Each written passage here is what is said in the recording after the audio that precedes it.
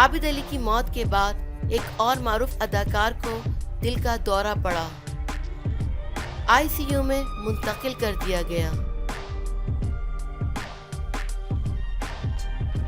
Comedian Aman Ullah کو دل کا دورہ پڑا ہے اور وہ انتہائی نگہداشت وارڈ میں ہیں۔ ایکسپریس نیوز کے مطابق پاکستان کے معروف کامیڈین امان اللہ خان کو دل کا دورہ پڑا ہے اور انہیں ہسپتال کے انتہائی نگہداشت وارڈ میں منتقل کر دیا گیا ہے۔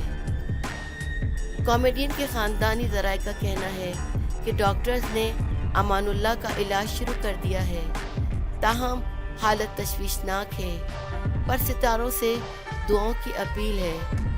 واضح رہے کہ معروف کامیڈین امان اللہ کی طبیعت کچھ دنوں سے انتہائی ناساز ہے اور وہ سانس کی تکلیف کے باعث ہسپتال میں زیر علاج تھے۔